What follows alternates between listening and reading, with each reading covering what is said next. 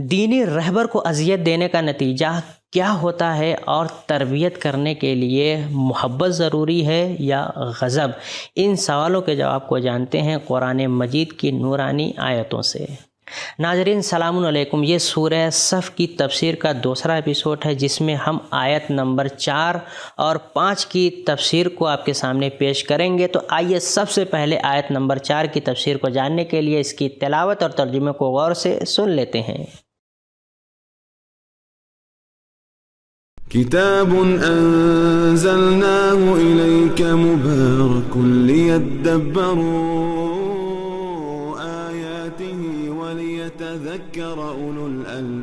بسم الله الرحمن الرحيم إن الله يحب الذين يقاتلون في سبيله صفا كأنهم بنيان مرصوص۔ خدا تو ان لوگوں سے الفت رکھتا ہے جو اس کی راہ میں اس طرح صف باندھ کے لڑتے ہیں کہ گویا وہ سیسا پلائی ہوئی دیوار ہیں۔ ناظرین، یہ تھی سورہ صف کی آیت نمبر 4 کی بہترین تلاوت اور ترجمہ۔ اب اس کے نکات کو بھی جان لیتے ہیں۔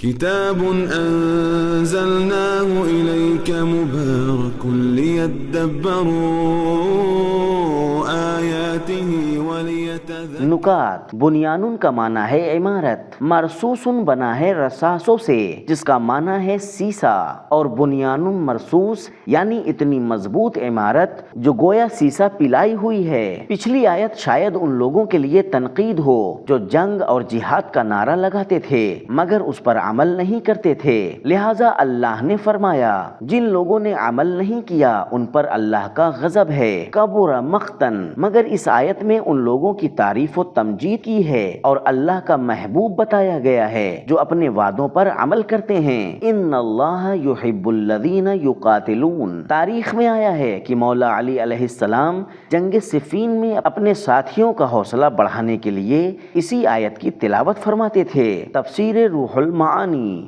ناظرین، ہم نے نکات کو جان لیا ہے، اب اس کے پیغام کو بھی غور سے سن لیتے ہیں۔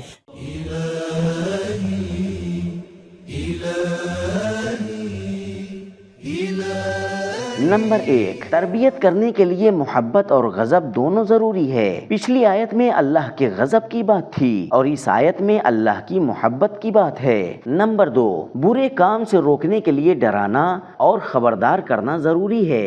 لما تقولون کبر مقتن، مگر نیک کام کرنے پر ابھارنے کے لیے تشویق کرنا ضروری ہے۔ نمبر 3، اللہ کی مرضی اور محبت کو پانا مومنوں کے لیے سب سے بڑی تشویق ہے، یہاں تک کہ جنت سے بھی بڑھ کر ہے۔ نمبر 4، جہاد کرنے والے مومنین اللہ سے محبت کرنے والے ہیں اور جو اللہ کی راہ میں جہاد کرتے ہیں یقاتلون فی سبیلہ، اللہ بھی ان سے محبت کرتا ہے، یحب الذین یقاتلون۔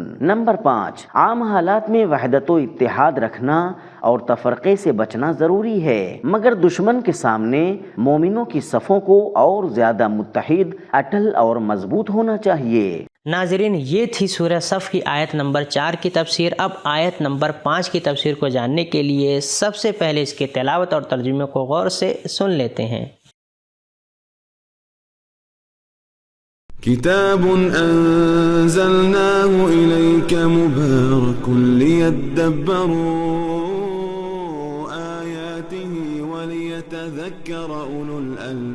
بسم الله الرحمن الرحيم وَإِذْ قَالَ مُوسَى لِقَوْمِهِ يَا قَوْمِ لِمَ تُؤْذُونَنِي وَقَدْ تَعْلَمُونَ أَنِّي رَسُولُ اللَّهِ إِلَيْكُمْ فَلَمَّا زَاغُوا أَزَاغَ اللَّهُ قُلُوبَهُمْ وَاللَّهُ لَا يَهْدِي الْقَوْمَ الْفَاسِقِينَ۔ اور جب موسیٰ علیہ السلام نے اپنی قوم سے کہا کہ بھائیوں تم مجھے کیوں اذیت دیتے ہو، حالانکہ تم تو جانتے ہو کہ میں تمہارے پاس خدا کا بھیجا ہوا رسول ہوں، تو جب وہ ٹیڑھے ہوئے تو خدا نے بھی ان کے دلوں کو ٹیڑھا ہی رہنے دیا، اور خدا بدکار لوگوں کو منزل مقصود تک نہیں پہنچایا کرتا۔ ناظرین، ہم نے تلاوت اور ترجمے کو غور سے سن لیا ہے، اب اس کے نکات کو بھی جان لیتے ہیں۔ كتاب أنزلناه إليك مبارك ليدبروا آياته وليتذكروا. نکات: زاغہ زیغ سے بنا ہے جس کا معنی ہے حق کی راہ سے گمراہی. انسان کی روح سیدھے راستے کی طرف رجحان رکھتی ہے، وہ تو انسان اسے گمراہی کی طرف لے جاتا ہے. پچھلی آیتوں میں بنا عمل کی بات کی تنقید ہوئی تھی. اس آیت میں علم کے برخلاف عمل کرنے کی تنقید ہے کہ یہ جانتے ہوئے کہ وہ اللہ کا نبی ہے اس کو اذیت کیوں دیتے ہیں. اللہ ثواب اور عذاب اپنی حکمت و عدالت اور انسان کے اعمال کی بنیاد پر قرار دیتا ہے. وہ عقل و فطرت اور انبیاء کو بھیجنے کے ذریعے لوگوں کی ہدایت کرتا ہے. جو ہدایت قبول کر لے اس کی ہدایت میں اضافہ کرتا ہے. والذین اہتدوا زادہم ھدی، سورہ محمد آیت نمبر 17. اور جو علم و ارادے کے ذریعے گمراہی کا راستہ چنتا ہے اللہ اس کو اس کے حال پر چھوڑ دیتا ہے.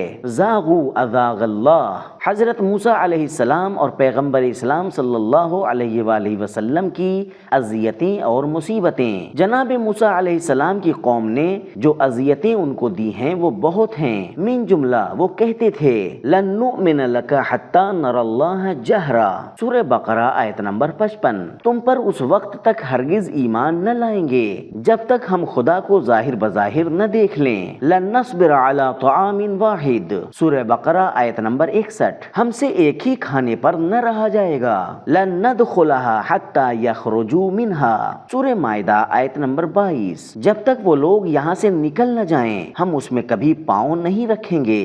فاذهب انت وربک فقاتلا انا ہاہنا قاعدون، سورہ مائدہ آیت نمبر 24. تم جاؤ اور تمہارا خدا جائے اور دونوں جا کے لڑو، ہم تو یہیں جمے بیٹھے ہیں. اجعل لنا الہا کما لہم آلہہ، سورہ اعراف آیت نمبر 108. جیسے ان لوگوں کے معبود بت ہیں ویسے ہی ہمارے لیے بھی ایک معبود بناؤ. قالوا اوذینا من قبل ان تاتینا ومن بعد ما جئتنا، سورہ اعراف آیت نمبر 129. اے موسیٰ تمہارے آنے کے قبل ہی سے اور تمہارے آنے کے بعد بھی ہم کو تو برابر تکلیف ہی پہنچ رہی ہے. پیغمبر اسلام صلی اللہ علیہ وآلہ وسلم کو بھی مشرکوں اور منافقوں نے اذیتیں پہنچائی ہیں جیسا کہ قرآن مجید میں ارشاد ہوا ہے وَمِنْهُمُ الَّذِينَ يُؤْذُونَ النَّبِيَّ وَيَقُولُونَ هُوَ أُذُنٌ، سورہ توبہ آیت نمبر 61. ان میں سے بعض ایسے بھی ہیں جو ہمارے رسول کو ستاتے ہیں اور کہتے ہیں کہ یہ بس کان ہی کان ہیں. والذین یؤذون رسول اللہ لہم عذاب علیم، سورہ توبہ آیت نمبر 61. جو لوگ اللہ کے رسول کو ستاتے ہیں ان کے لیے دردناک عذاب ہے. ان ذالکم کان یؤذی النبی فیستحیی منکم، سورہ احزاب آیت نمبر 53. تمہارے اس کام سے پیغمبر کو اذیت ہوتی ہے تو وہ تمہارا لحاظ کرتے ہیں اور اپنی پریشانی کا اظہار نہیں کرتے. ایک اور چیز جس سے پیغمبر اسلام صلی اللہ علیہ وآلہ وسلم کو اذیت ہوتی تھی وہ بعض مسلمانوں کا جہاد میں سستی کرنا تھا جو کہتے تھے ان بیوتنا عورہ، سورہ احزاب آیت نمبر 13. ہمارے گھر محفوظ نہیں ہیں. لا تنفروا فی الحر، سورہ توبہ آیت نمبر 81. موسم گرم ہے.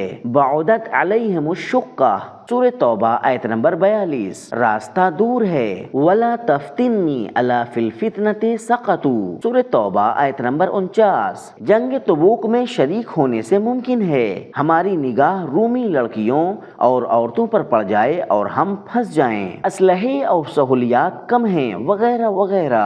پچھلی آیتوں میں فرمایا تھا اپنے کہے پر عمل کیوں نہیں کرتے اور اللہ جہاد کرنے والوں سے محبت کرتا ہے. اس کے مد نظر یہ معلوم ہوتا ہے کہ اس آیت میں اذیت سے مراد جہاد کرنے اور میدان جنگ سے سستی کرنا ہے. ناظرین، ہم نے اس آیت کے بہترین نکات کو غور سے سن لیا ہے، اب اس کے پیغام کو بھی غور سے سن لیتے ہیں.